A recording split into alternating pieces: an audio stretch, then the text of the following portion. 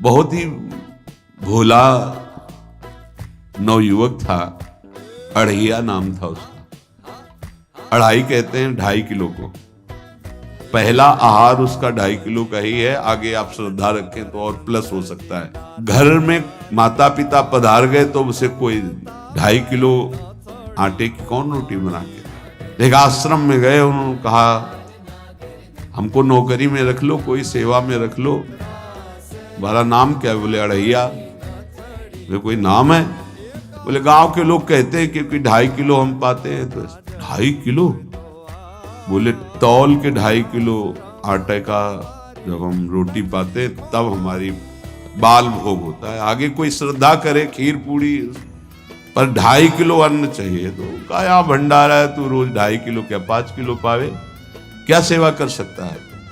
उनका जो आप सेवा बताएंगे सिखाएंगे वो हम कर लेंगे। उनका तुम गाय चराया करो, गाय।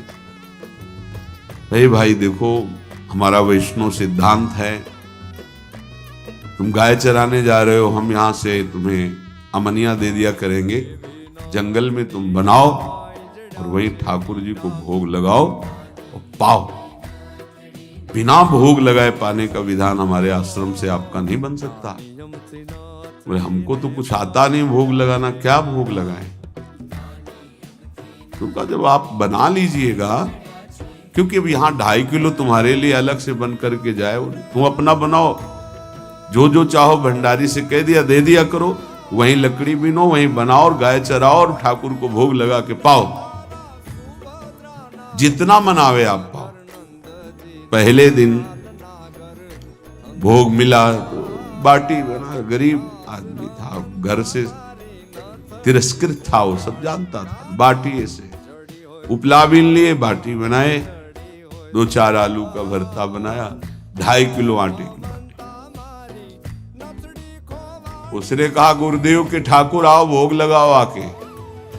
बड़े बड़े ऋषि मुनि मंत्रों से आवाहन करते रहते हैं, सरकार पधारते नहीं, केवल भाव से भोग लगाते। ये इतने लीला बिहारी प्रभु आ गए श्री राम जी।